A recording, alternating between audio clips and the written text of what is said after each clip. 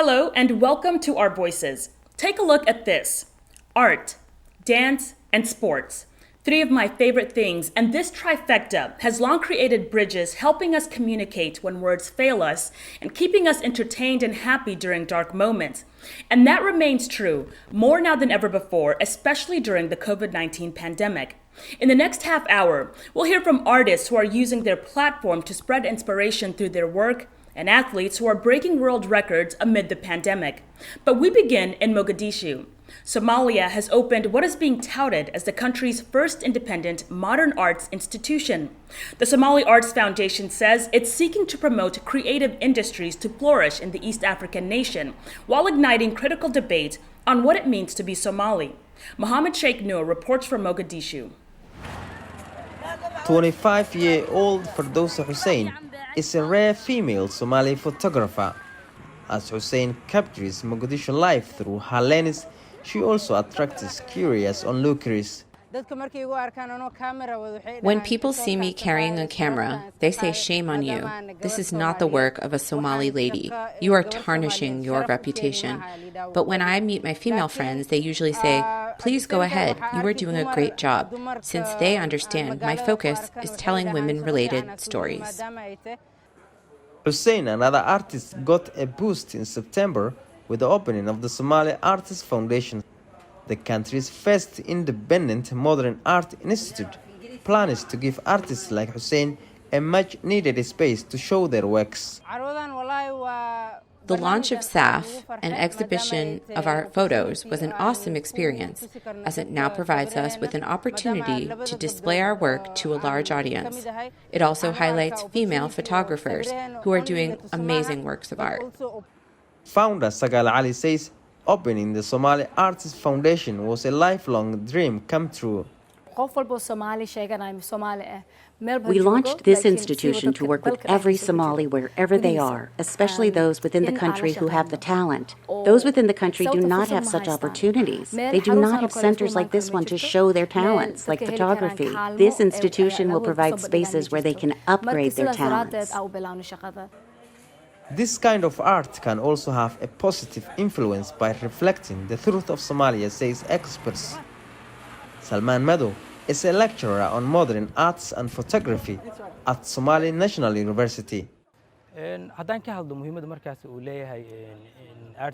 If I talk about modern arts, photography and their storytelling impact, I have to talk about its significance in our country, which is today recovering from decades of conflict, destruction and civil strife. When you go back through this history, it is photography that exposed the harsh reality of what was happening.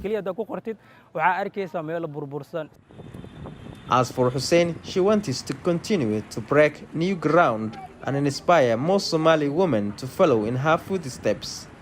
Mohammed Sheikh Noor for VOA News, Mogadishu. And now to Mali, where the West African nation usually makes news over a growing Islamist insurgency and an August coup that are seen as threatening regional stability. But Mali is also known in the region for its music and cultural festivals. This year's annual Slam Poetry Festival has attracted artists from around West Africa. Reporter Annie Risenberg followed one young Malian poet who is bucking stereotypes in the conservative nation in this report from Bamako. Aisha Diarra first learned of slam poetry when her high school held a competition. Now, she's been a slam poet since 2015 and takes part in Mali's annual Slam Poetry Festival.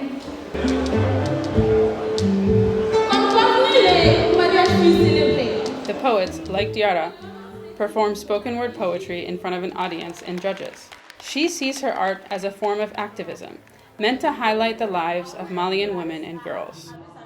The subjects that I talk about, often people think that they're too bold. When I talk about circumcision of young girls, it's generally a taboo subject in Africa. They think it's too bold, but others congratulate me because there are many who do not dare to venture there.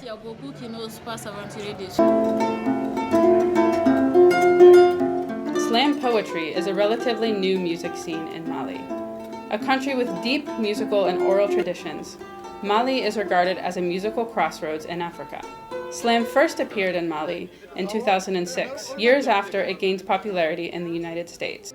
The slam poets for us They are full-fledged musicians. We accept them as being musicians. This year, the festival was held in November, months later than usual, due to the coronavirus and a curfew imposed after a coup d'etat in August. Diora performed on stage for the first time in nearly a year. I have joy in my heart.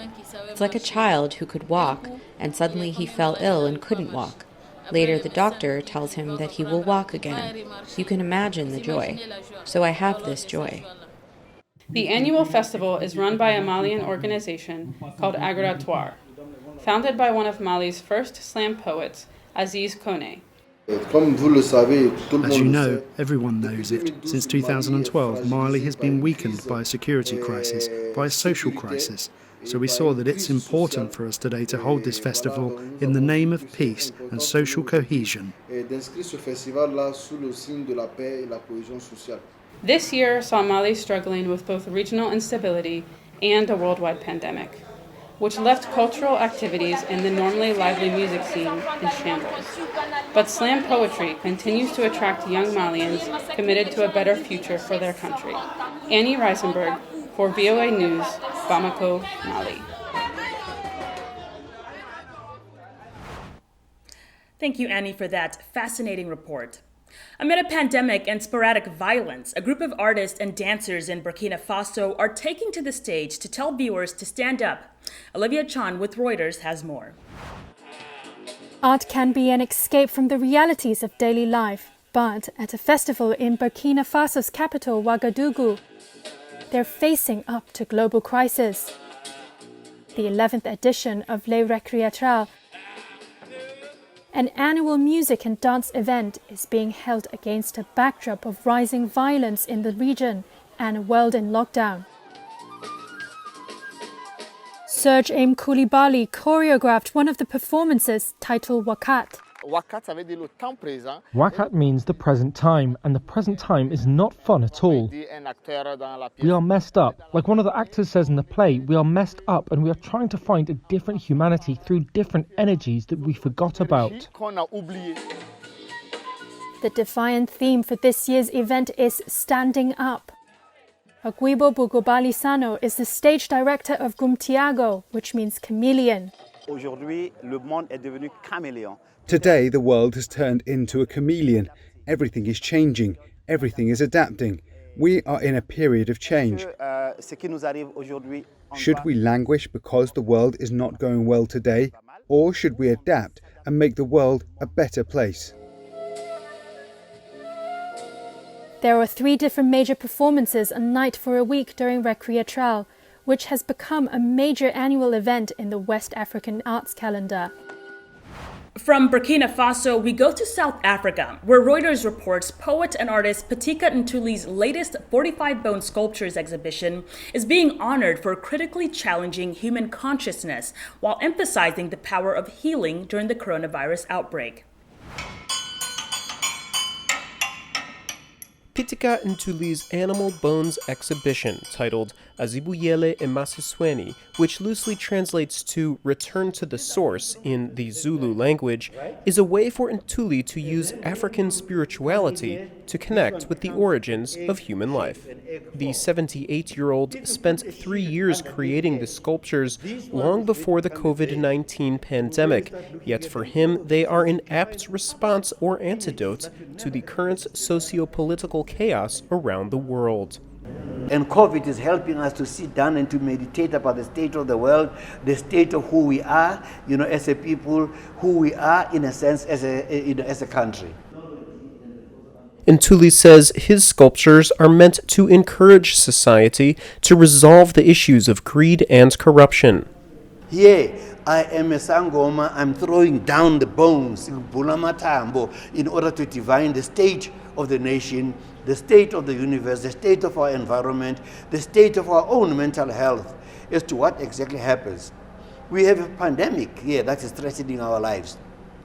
Hundreds of thousands of people are dying, yet there are still some people who are using the money for the pandemic, in order to corrupt it for their own children and they themselves. So these bones then, as we are dealing with here, are actually making a pronouncement. What this exhibition has done, it's challenged what curating is, because for a long time we've thought about curating as being traditional, as being going to a space, seeing artworks, etc. And Pitika, via these bones, has challenged art and the art industry, even how we speak of art. The exhibition was originally meant for a museum show. However, due to the coronavirus lockdown, it has been presented virtually ahead of a museum tour now scheduled for 2021. To enhance the online viewing experience, Ntuli recorded 45 praise songs for each bone presented as audio notes to accompany the virtual exhibition. With reporting from Reuters, I'm Jason Pitika in Washington. After the break, you'll hear from a woman who has set not one, but 2 records.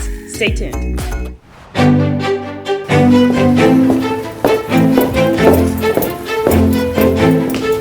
Being part of Our Voices is about more than just sitting here and talking about women's issues. It's about listening to them and bringing their opinions to the table and making sure their voices are heard. Because our lived experiences, our stories, and our voices will help shape the next generation.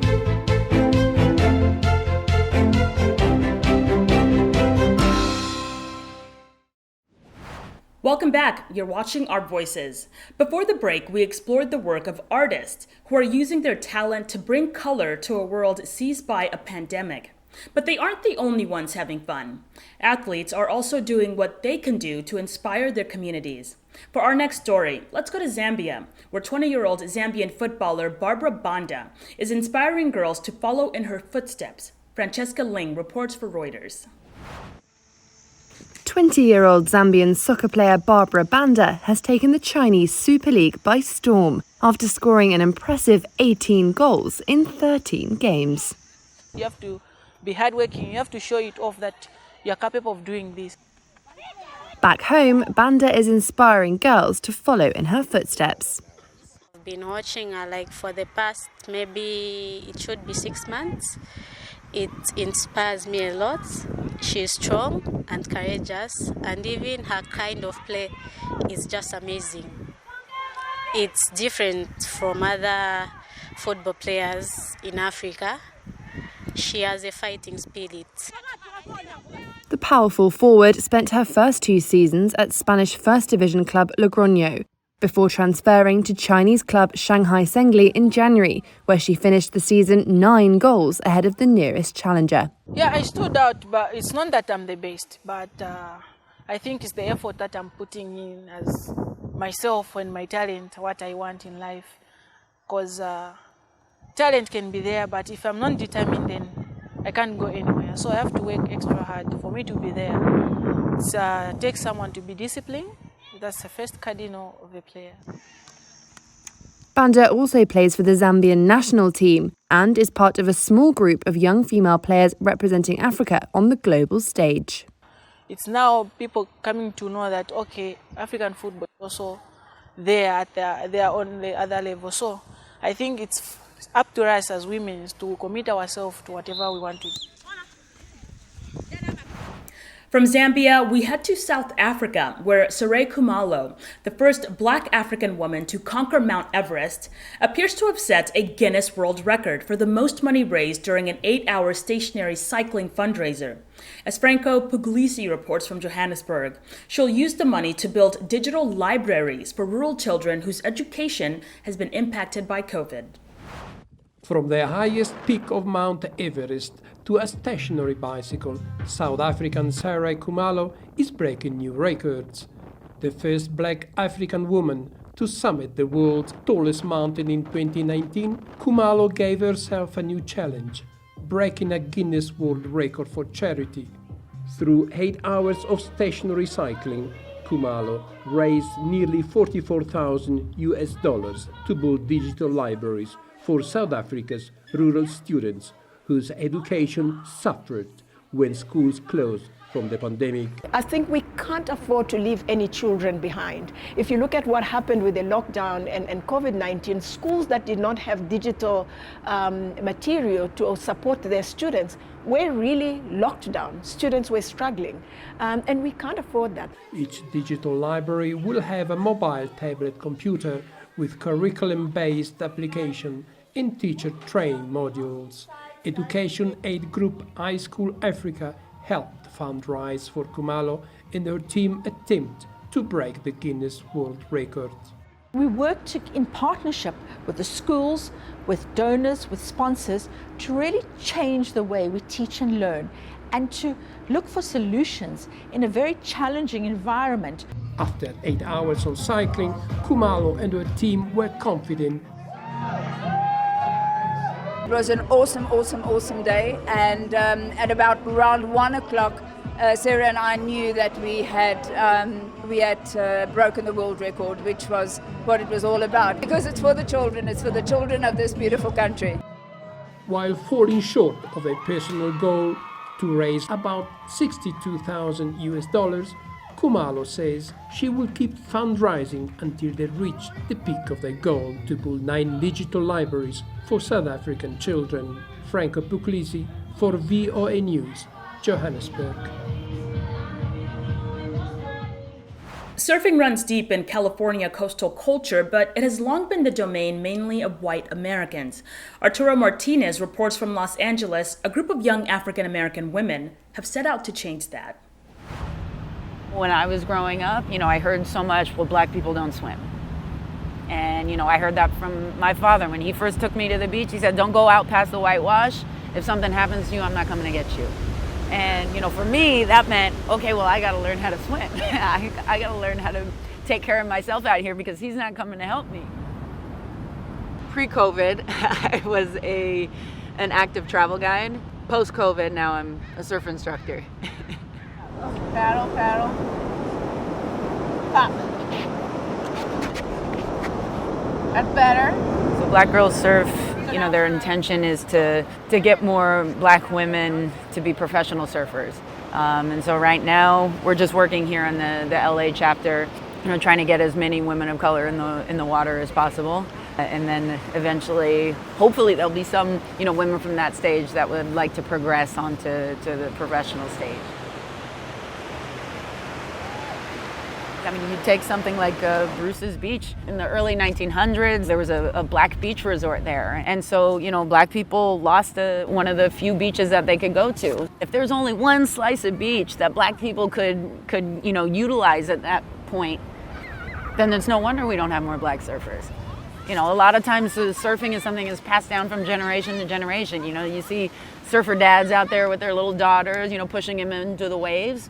Well, our dads didn't have that opportunity. If we can create this space where black women feel safe to come into and, feel safe learning, and then they already feel like, okay, I can handle myself here. That's what we're really looking to do, right? Is just to empower women to feel that they belong in this ocean, no matter which beach they go to. A lot of experiences that you have in the water parallel life itself. Just getting out into the water is this constant battle, right? But then you have these moments of calm and peace. Like, I can see some of the choices that I make, whether it's, am I going to paddle into this wave, or am I just going to keep paddling for all the waves, that kind of parallel, the way I behave in the real world.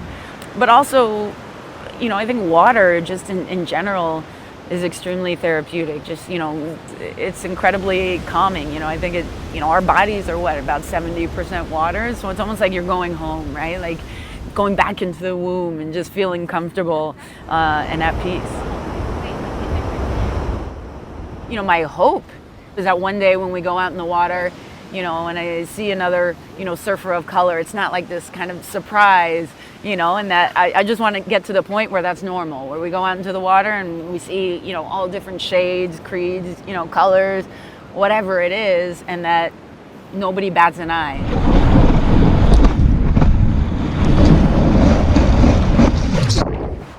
After the break, we'll look at how COVID-19 is creating tension and challenges in the medical field.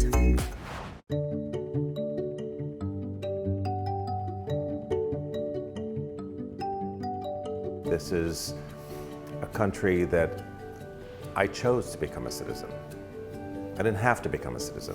I chose to become a citizen. I feel like America gave me an opportunity to pursue my passion as an artist. I really believe that clean eating is a way to a more successful life or a happier life, if you want to put it that way. One of the things that helps me wake up every morning is doing better, being better. We grew up poor, and so I'm always focused on helping the working class be able to have a more comfortable lifestyle. I'm passionate about doing justice every day.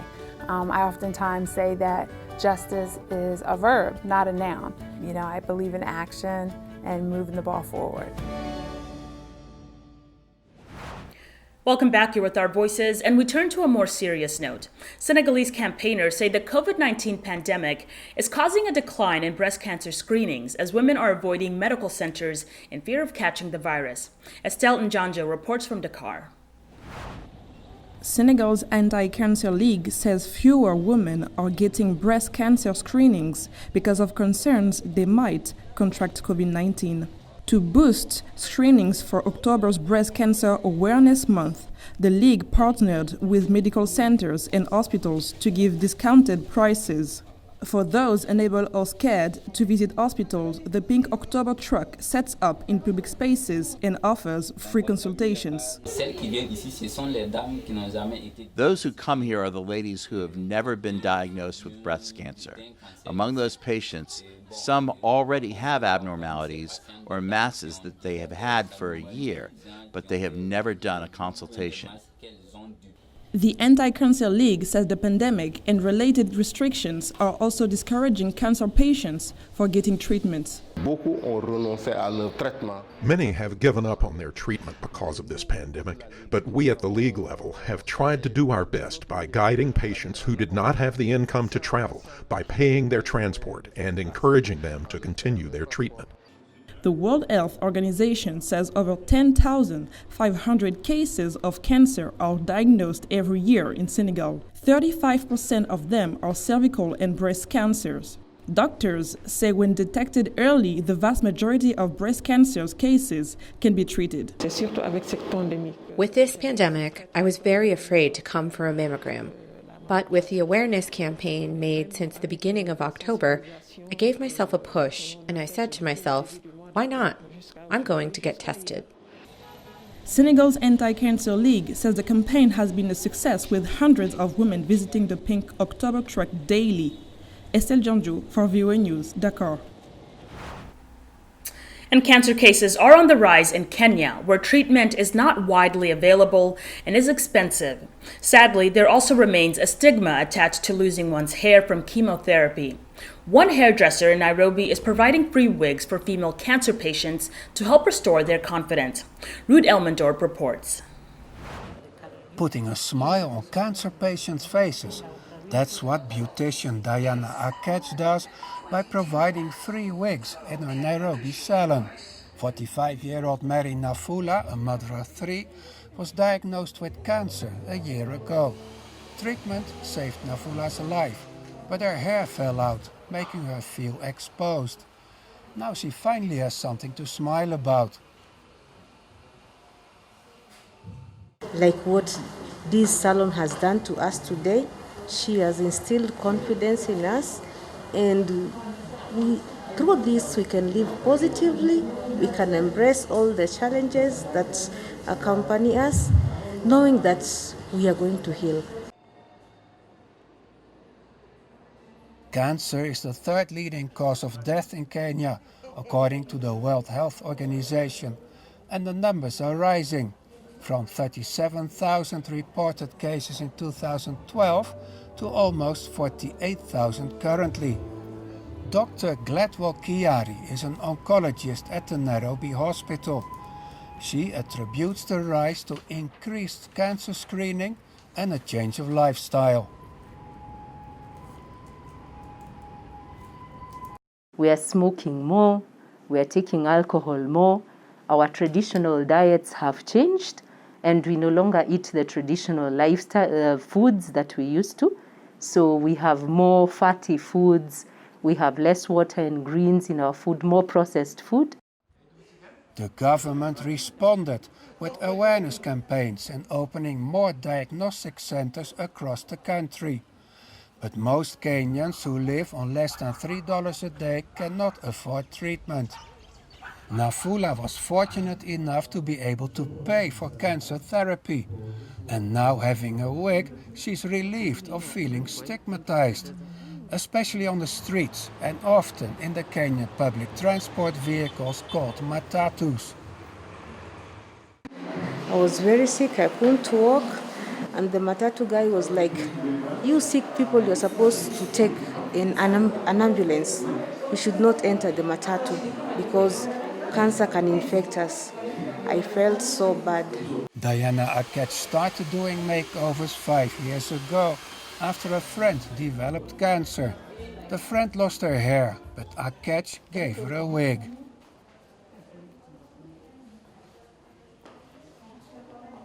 And I shared the story on social media, and everybody started, nominating their friends. And my friend, my friend gave me the willpower to keep doing this. So yeah, she's the one who motivated me. She's in heaven right now, and I'm sure she's very proud of what I'm doing. The wigs cost around $250 each and are paid for by donations from hospitals and companies. For those recovering from cancer, the journey is often long and painful. A wig can ease the pain and serve as a reminder that they are not alone. Ruud Elmendorp for VOA News, Nairobi.